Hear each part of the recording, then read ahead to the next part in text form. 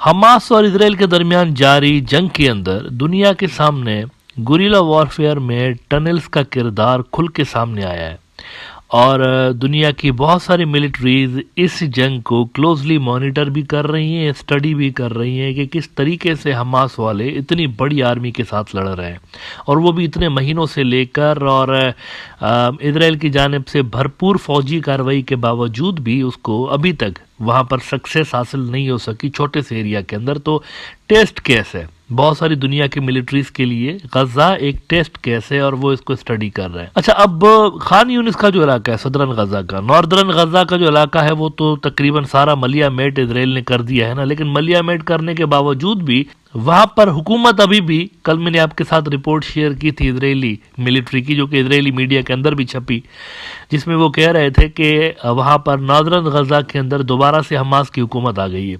लेकिन इस वक्त जो लड़ाई चल रही है वो सदरन गजा के अंदर चल रही है। खान यूनिस का जो इलाका है खास तौर पर वहां पे इस वक्त ज्यादा लड़ाई चल रही है।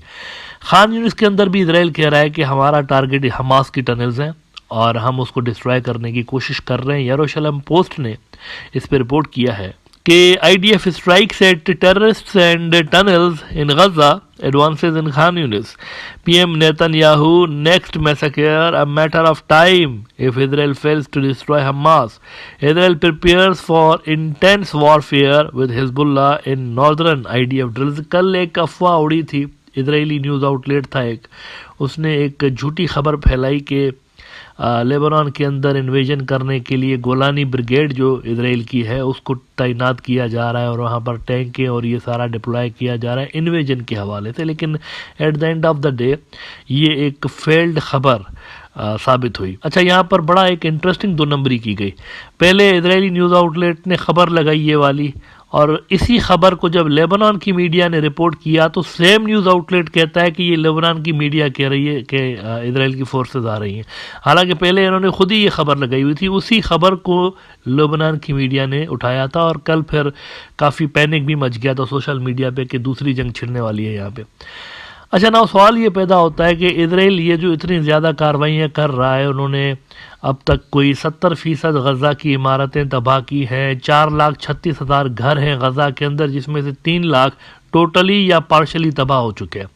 तो यू कैन अंडरस्टैंड कि कितना ज़्यादा मैग्नीट्यूड है इस तबाही का जो वहाँ पर मचाई गई है। तो सवाल ये पैदा हो रहा है कि अब तक इजराइल कितनी टनल्स तबाह कर चुका है। वैसे मैं आपको ये बता दूं कि इस महीने के शुरू तक लगभग 29,000 बॉम्ब्स जो थे ना, मिसाइल और बॉम्ब्स इसराइल डाल चुका था गज़ा के ऊपर, 29,000।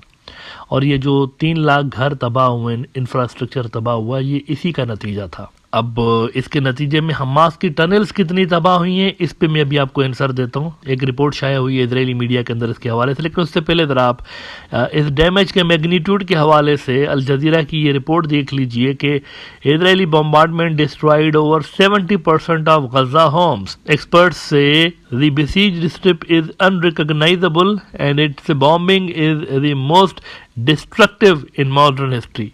About 300,000 out of 439,000 homes have been destroyed in Israeli attacks, a Wall Street Journal report said.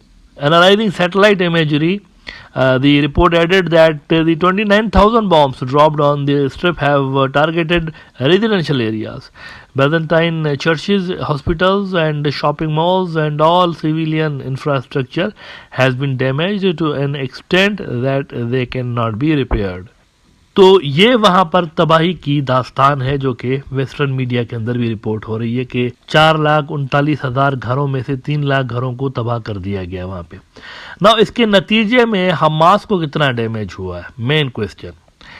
देखें, इजरायली जो मीडिया है ना वो कह रही है कि अभी तक इसके नतीजे में इस सारी कार्रवाई के बाद भी हमास को सिर्फ 20% डैमेज हुआ है।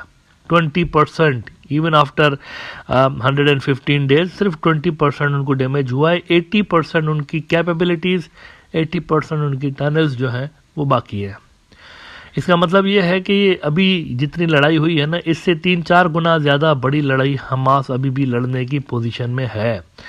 टाइम्स ऑफ इजराइल दिखाता हूँ, रेफरेंस लगाना बड़ा ज़रूरी होता है। आज ये बहुत बड़ी खबर टाइम्स ऑफ इजराइल ने लगाई है, इजराइल का अपना मीडिया कह रहा है, US Israel believe up to 80% of Hamas tunnels intact after 114 days of war.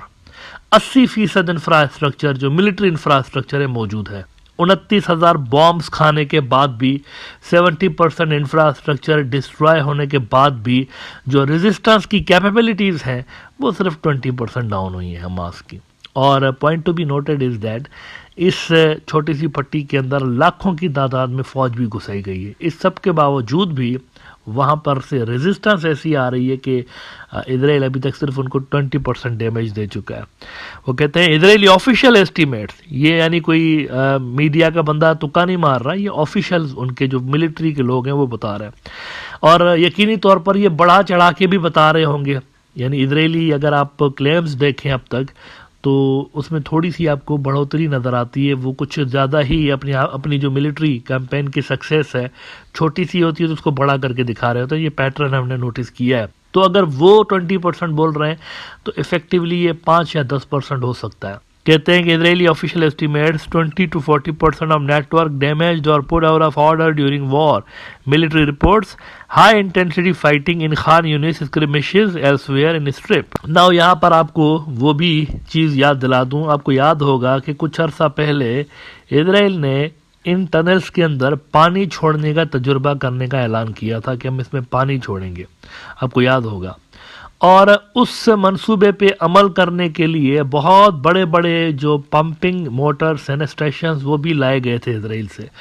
और वो जो पंपिंग स्टेशंस थे वो क्या कर रहे थे कि समुंदर से पानी, गज़ा समुंदर के किनारे पे वाक़ है ना, समुंदर से बहुत सारा पानी उठा के तो ये नीचे डाल रहे थे टनल्स के अंदर, लेकिन वो मंसूबा कामयाब नहीं हुआ।